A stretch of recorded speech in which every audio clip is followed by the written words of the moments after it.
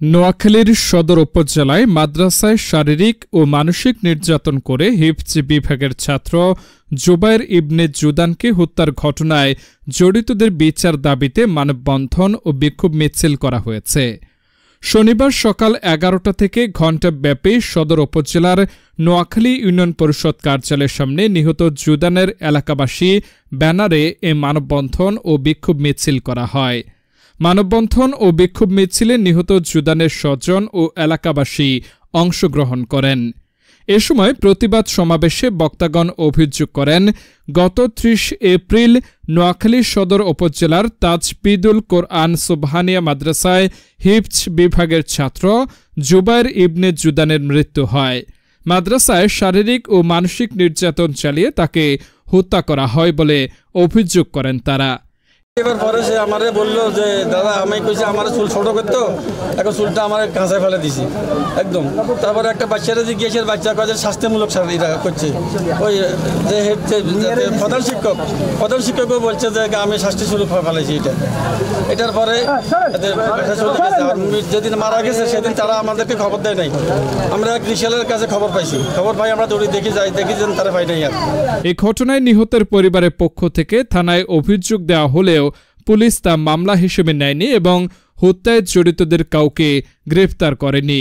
৩ দিন পর ওরা দেখতে যাই, তারপরে ও প্রতিদিনই আমি কথা বলি ওর সাথে, ও ভালোই ছিল। আগের দিনও আমি কথা বলছি, ও দাদাও যায় দেখে আসছে, ওরে নাকি হাত আর পা দিয়ে শাস্তি দিয়ে রাখছে। তারপরে উনি বাড়িতে বলছে, আমি জিজ্ঞেস করছি তোমার কিছু হয়েছে নি, ও হয়তো ভয় পাইছে, কিছু বলে নাই।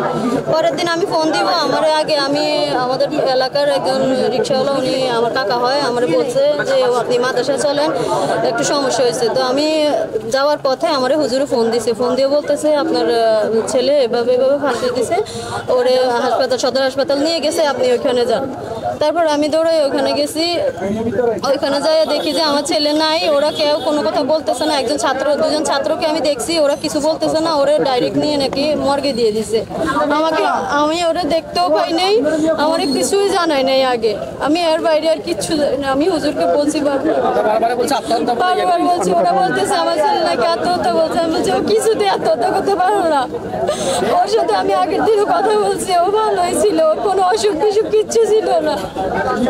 তার আগের পর থেকে কি হয়েছে, আগের দিন বিকেলবেলা আমি কথা বলছি 29 তারিখ কথা বলছি, এরপর থেকে কি হয়েছে ও আমার সাথে আর কিছু বলে না। ওর তো আত্মহত্যা করার মতো কোনো কিছুই আমি রাখি নাই। ও সবসময় হাসি খুশি ছিল। আগের দিনেও আমি দেখছি যে ও ফুটেছেও আছে যে ও হাসি খুশি ছিল। এখন হুজুরা বলতেছে ও নাকি ফাঁসি দিছে, ও তো কেন ফাঁসি দিবে, ওর কোনো দুঃখ কিসের এত।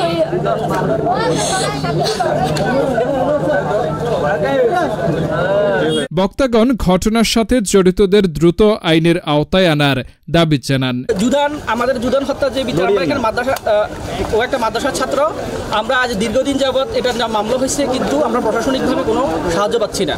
প্রশাসনের এখানে কোনো নাড়া নাই। এই যতগুলো তদন্ত হয়েছে তদন্তের কোনো রিপোর্ট পাচ্ছি না। এই জন্য মূলত আমাদের এই মানববন্ধনটা আর কত মায়ের এভাবে খালি হবে। উই ওয়ান্ট জাস্টিস, আমরা এটার বিচার চাই। আমরা এই হত্যা দ্রুত তদন্ত এবং বিচারের মাধ্যমে আমরা প্রত্যেকটা আজ যেন কোনো মাদ্রাসার সাথে জীবন যেন না যায়, এটার জন্য আমরা এই মানববন্ধনটার আয়োজন করছি।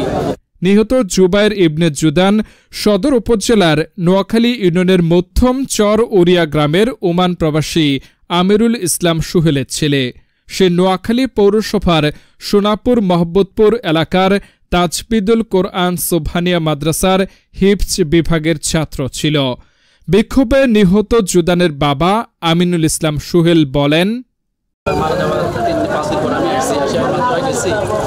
যারা যে প্লেসটা দেখাচ্ছে মাধ্যমে তাই সেই এখান থেকে মানে হাইটটা নিজে মাদ্রাসা কর্তৃপক্ষ জানাইতেছে এটা এই নিচ থেকে করছে, কিন্তু সেই নিচ থেকে এটা কখনোই সম্ভব না এই কাজটা করবো। আমি এটার সুস্থ বিচার চাই এবং সুস্থ তদন্ত চাই। আমি যেন আমার ছেলের এটা আমি সুস্থ তদন্ত চাই, এটাই আমার দাবি।